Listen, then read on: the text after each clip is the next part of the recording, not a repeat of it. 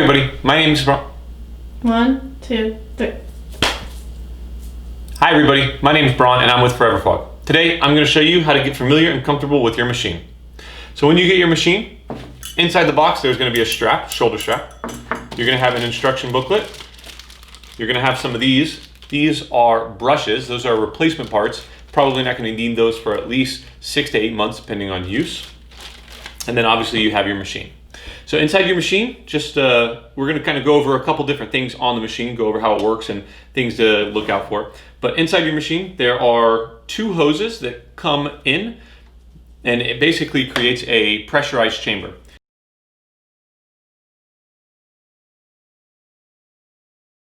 I've got this clothespin just because I keep dropping it, but this has a screen. Now this is your inlet. Inside this machine, there's a screw and there's actually your the vent. And so the way the machine works is obviously you put this cap on. When you put this cap on, there's a seal and it closes and pressurizes this chamber. These hose, one of them comes out through the nozzle, which goes here, and then the other end of the hose stops about here. It creates a pressure, pushes air through into the system, and pushes water out through this hose. So right about here is the check valve or the inlet valve, and it's screwed to the housing of this, to the unit. So when you get the machine, there's not much that you need to do with this. If for whatever reason it's not pushing a ton of fluid, just check to make sure that this thing is laying on the bottom of the tank. So obviously what you'll do is you'll fill this up with fluid, close the cap.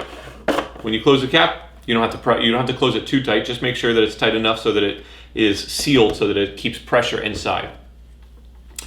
Regarding the nozzle itself, so there is a power switch which turns the machine on and off. And then there is a nozzle, and this regulates the flow and the droplet size.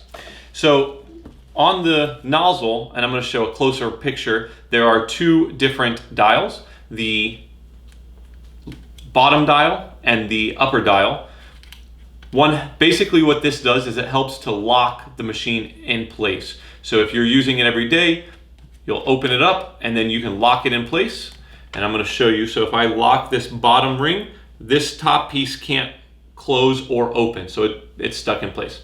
Now when you use this machine, what you want to do is you actually want to make sure that it's closed though. So you want to make sure that this valve is all the way closed. Turn the machine on and then slowly open it. When you open it, there might be air in the system. So it might sputter for a second, but within a couple seconds, all of the air will be gone and this will have a steady stream of fog.